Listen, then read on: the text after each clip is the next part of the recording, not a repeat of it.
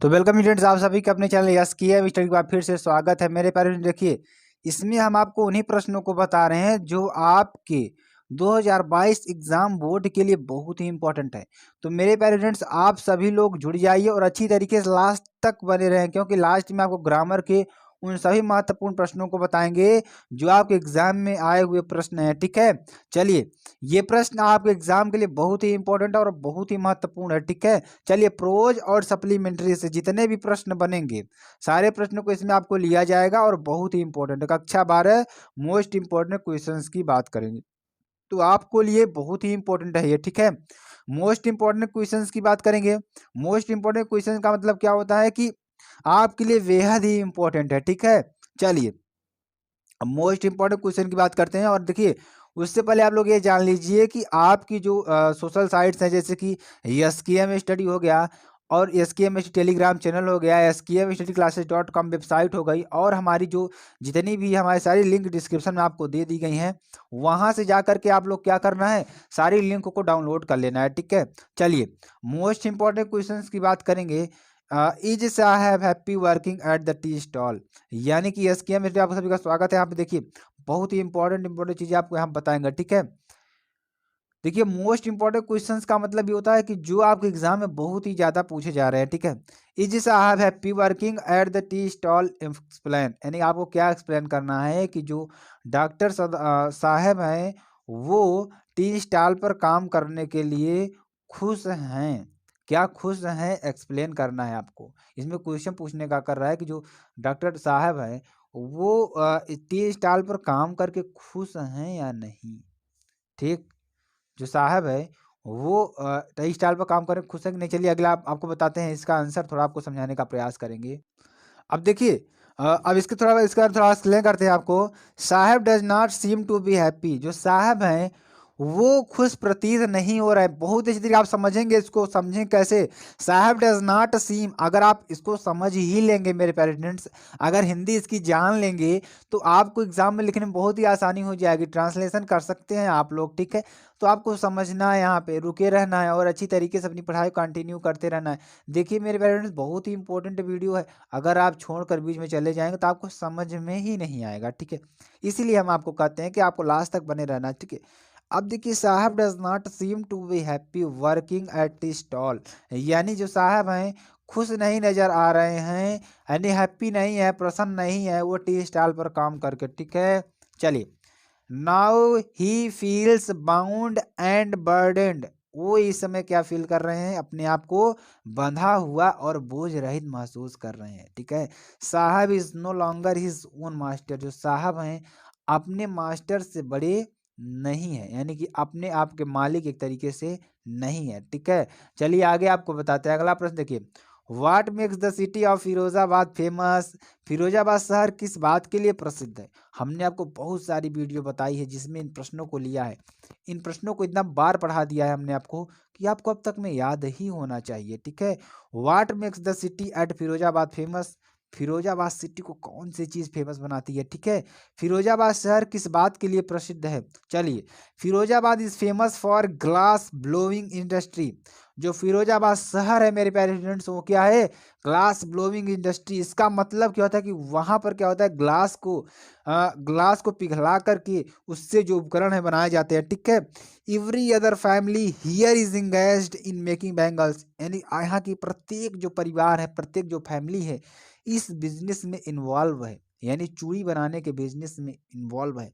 It is famous for its bangles, यह अपने चूड़ी बनाने का कारखानों के लिए प्रसिद्ध है। तो आपको ये समझ में आया होगा, अच्छी तरीके से समझ में आया होगा। अगर समझ में आ गया होगा तो प्लीज एक बार लाइक कर दीजिएगा, कमेंट कर दीजिएगा। ठीक है, चलिए अगला प्रश्न देखिए क्या है। Why did the iron master speak kindly to the peddler and invite him home, देखिए कह क्या रहा है कि कारखाने के मालिक ने फेरी वाले से दयालुता पूर्वक बात क्यों की तथा उसे घर क्यों आमंत्रित किया। ठीक, चलिए इसके आंसर की बात करते हैं। देखिए, the iron master could not see him, iron master ने उसे नहीं देखा था properly in the poor light, यानी कि लाइट कम होने के कारण उसे नहीं देखा था। He mistook him for an old acquaintance of him, ठीक है, उसने क्या कर दिया, मिस्टेक कर दिया, गलती कर दिया। So he spoke kindly to peddler the invited him at home, यानी कि तब इसलिए उन्होंने क्या किया कि पैडलर को अपने घर में आने की अनुमति दी। तो ये आपको प्रश्न अच्छी तरीके से समझ में आ रहा होगा। बहुत ही वेरी वेरी मोस्ट इंपॉर्टेंट प्रश्न है आप एग्जाम के दृष्टिकोण से। देखिए मेरे प्यारे स्टूडेंट्स, आपके लिए समझना जानना वेरी वेरी मोस्ट इंपॉर्टेंट हो जाता है, ठीक है। चलिए आगे आपको बताते हैं। Why did Edla still entertain the peddler even after she knew the truth about him, फेरी वाले के बारे में सच्चाई जानने के बावजूद भी एडला ने उसकी खातिरदारी क्यों की, ठीक है। फेरी वाले के बारे में सच्चाई जानने के बावजूद भी एडला ने उसकी खातिरदारी क्यों की। अब क्यों की खातिरदारी, इसके बारे में थोड़ा आपको बताते हैं, ठीक है।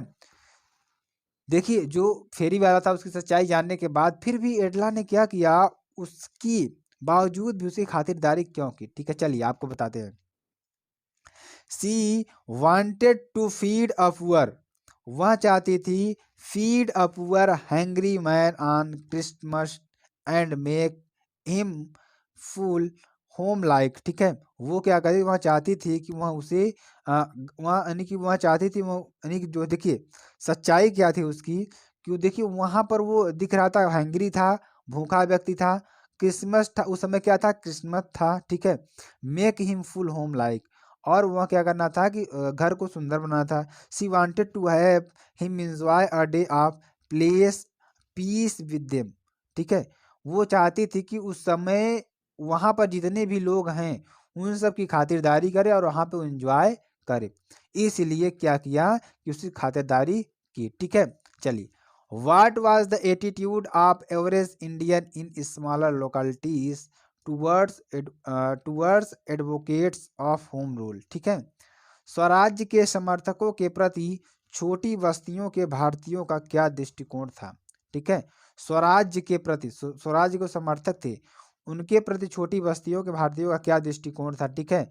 The average Indians in smaller localities, ठीक है, were so much afraid the British government, यानी कि जो हमारे छोटे गांव के लोग थे वे क्या करते थे उस समय ब्रिटिश गवर्नमेंट से, क्या करते थे, डरते थे। दैट की they did not entertain advocates of home rule, वे क्या करते थे कि वे उसके होम रूल जो उनके ऊपर उनके घरों पर या उनके लिए जो रूल बनाए गए थे उससे वे खुश नहीं थे। एट देयर हाउसेस, जो उनके घर पर लगाए गए थे, they dared not show any sympathy towards them, उनके प्रति उनकी कोई सहानुभूति नहीं थी, ठीक है। चलिए अगले प्रश्न के बारे में थोड़ा आपको बताते हैं। अगला प्रश्न देखिए क्या है, बहुत ही इंपॉर्टेंट है, ये भी है। Why was tiger hunting banned in Pratibandhanpuram, ठीक है। प्रतिबंधपुरम में बाघ के शिकार पर प्रतिबंध क्यों लगा दिया गया, तो प्रतिबंधपुरम में बाघ के शिकार पर क्यों पाबंद लगा दिया गया था, चलिए इसके बारे में थोड़ा आपको बताते हैं। The Maharaja was told astrologers that, the Maharaja was told the astrologers that a tiger would causes him death, यानी कि जो उनका ज्योतिषी था, जो घर पर जो ज्योतिषी करता था, भविष्यवाणी करता था, उन्होंने उसने क्या कहा था कि आपकी जो मृत्यु होगी वो एक टाइगर का होगा, जिसका कारण क्या होगा, एक टाइगर होगा, ठीक है। चलिए, सो इसलिए he decided to hunt all tigers, उन्होंने क्या निश्चय किया कि सभी टाइगर्स को वह क्या करेंगे, शिकार करेंगे। फॉर दिस रीजन, इस कारण के कारण, इस भविष्यवाणी के कारण क्या करेंगे, सभी टाइगर्स का क्या करेंगे, वे शिकार करेंगे, ठीक है। चलिए, tiger hunting was banned to all expect him, यानी कि जितने भी लोग थे जो शिकार कर रहे थे उन सब के लिए बैन करवा दिया गया था कि शिकार सिर्फ राजा ही करेंगे, ठीक है। The Maharaja himself wanted to hunt all the tigers, Maharaja चाहते थे कि वे खुद ही सभी टाइगर्स का क्या करें, शिकार करें, ठीक है। तो आपको ये तरीका अच्छी तरीके से समझ में आ गया होगा, ठीक है। चलिए आगे अगला प्रश्न जो आपके लिए बहुत ही इंपॉर्टेंट है उसको थोड़ा आपको बताते हैं और समझाने का भी प्रयास करते हैं, ठीक है। चलिए अगला प्रश्न देखिए क्या है। How did the author traveller to Antarctica, लेखिका ने अंटार्कटिका की यात्रा कैसे की, देखिए लेखिका ने अंटार्कटिका की यात्रा कैसे की, थोड़ा इसके बारे में आपको बताते हैं, ठीक है। The author travelled to Antarctica on a Russian research vessel. जो जो हमारा रूस का एक क्या था कि रशियन रिसर्च वेसल था, जो हमारा नाव था यानी जो जहाज था, उसके द्वारा ही जो आथर थी लेखा थी अंटार्कटिका की यात्रा पर गई और academic academic academic academic shock shocks की, ठीक है। तो क्या हो जाएगा हमारा सोकालस्की ही ट्रेवल्ड ओवर 100 आवर्स, यानी कि इन्होंने जो सकालाक्सिस थी उसको 100 घंटे में ही पूरा किया। इन कॉम्बिनेशन ऑफ आकार, यानी कारों के जो कॉम्बिनेशन था, एयरप्लेन एंड शिप, जहाज और जो पानी वाली जहाज होती है और जो हमारी हवाई जहाज होती है, इन सब चीज़ों से क्या किया उन्होंने, ट्रेवल किया, ठीक है। तो चलिए अगले प्रश्न की बात करते हैं। अगला प्रश्न देखिए क्या है कि what are the indications for the futures of humankind, मानवता के भविष्य के लिए क्या संकेत मिल रहे हैं, ठीक है।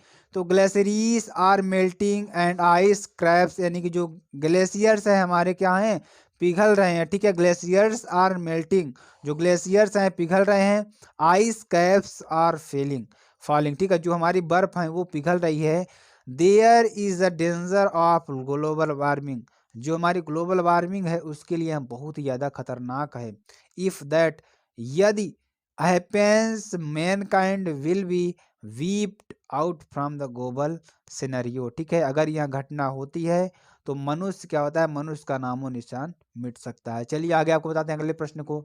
अगला प्रश्न देखिए क्या है, what will doctor Sadao do do to get rid of the man, doctor Sadao उस व्यक्ति से छुटकारा पाने के लिए क्या करेंगे।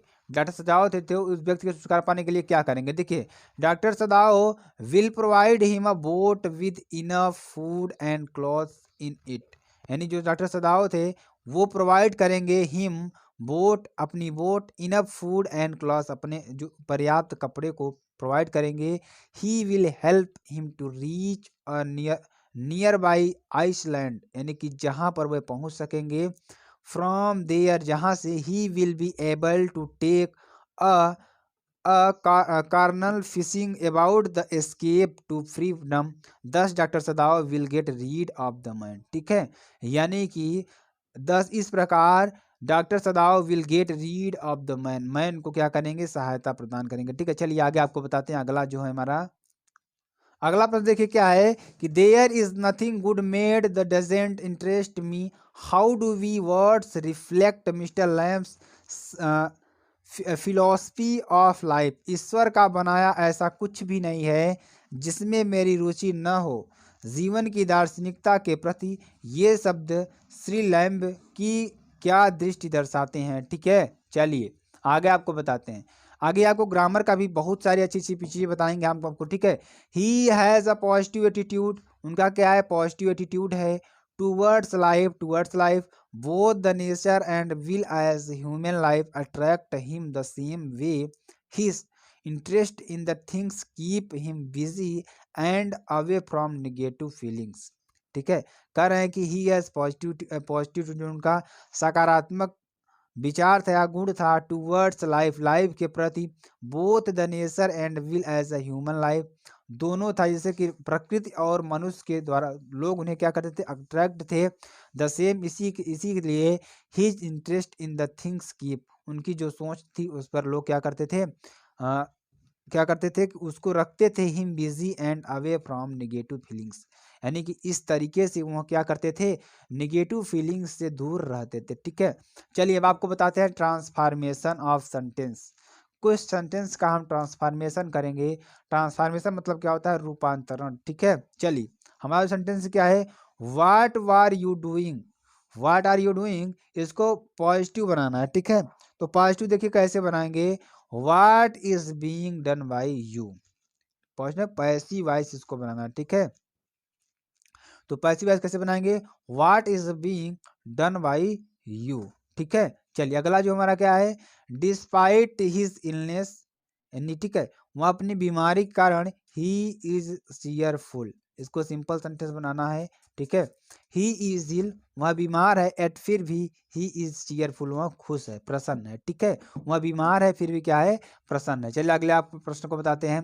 Nobody likes man Ahu is short tempered, ठीक है। कॉम्प्लेक्स इसको बनाना है। कॉम्प्लेक्स ऐसे बनाएंगे, देखिए nobody likes a short tempered man, जो कोई व्यक्ति शॉर्ट टेम्पर्ड व्यक्ति को लाइक नहीं करता है, ठीक है।